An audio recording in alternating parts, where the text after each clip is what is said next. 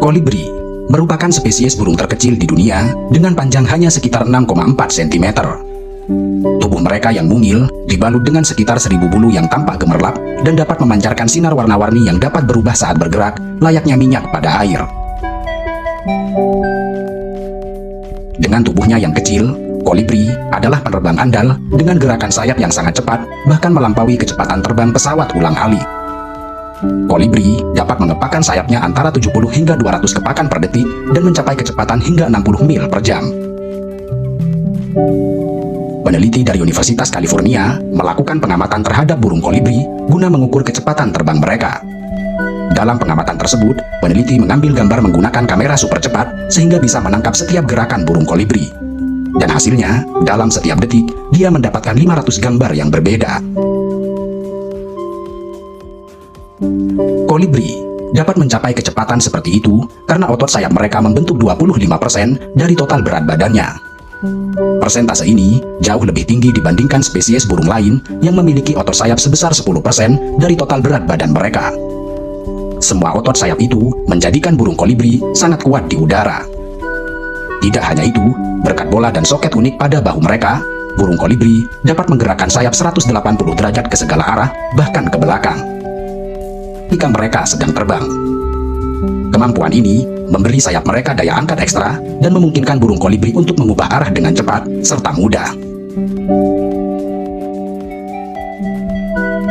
Karena sangat cepat, kolibri membutuhkan asupan makanan berkalori tinggi, seperti nektar atau bagian inti sari bunga yang dapat mereka isap menggunakan paruhnya.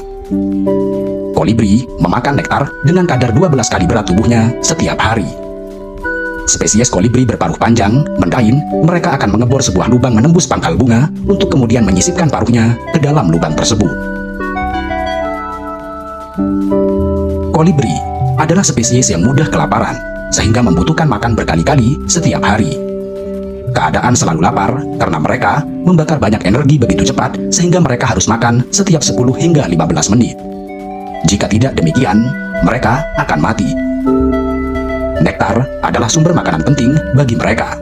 Tetapi nektar saja tidak menyediakan semua nutrisi yang dibutuhkan oleh kolibri. Karena itu, mereka juga memakan serangga kecil untuk protein.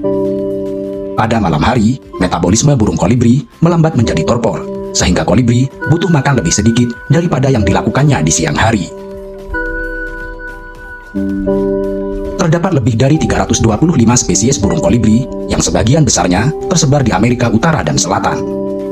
Salah satu spesies paling unik dari burung mungil ini adalah kolibri paruh pedang atau swordbill. Burung ini memiliki paruh terpanjang di dunia jika dibandingkan dengan ukuran tubuhnya.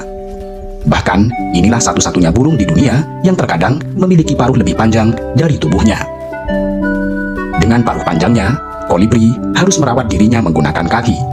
Mereka juga harus bertengger dengan kepala dimiringkan ke atas agar bisa tetap berdiri seimbang. Namun keuntungannya, mereka dapat memakan mahkota bunga dengan paruhnya serta mencapai nektar yang tidak dapat dijangkau oleh spesies kolibri lain.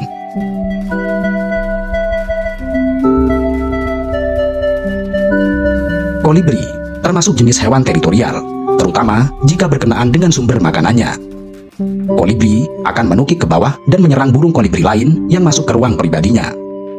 Kolibri juga mengusir burung, serangga, dan bahkan mamalia lain yang terlalu dekat dengan area makan mereka.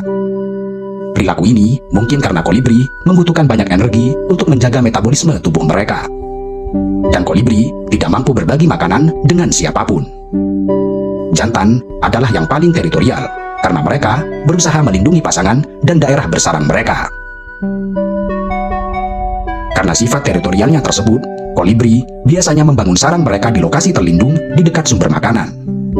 Pohon-pohon yang terisolasi, semak-semak, dan struktur seperti geladak tertutup adalah beberapa contoh tempat bersarang yang umum digunakan oleh kolibri. Dalam membangun sarang, kolibri suka mencuri sutra dari jaring laba-laba. Kolibri menggunakan jaring lengket laba-laba untuk membangun sarangnya.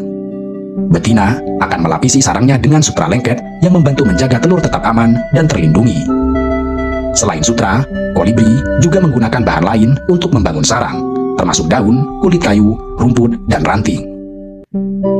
Burung kolibri betina menenun bahan-bahan ini untuk menciptakan rumah yang lembut dan nyaman untuk telurnya. Sarang burung kolibri hanya berdiameter 1 inci atau lebih. Ukurannya yang kecil memudahkan burung kolibri untuk terbang ke sumber makanan dan memberi makan anak-anak mereka dengan cepat.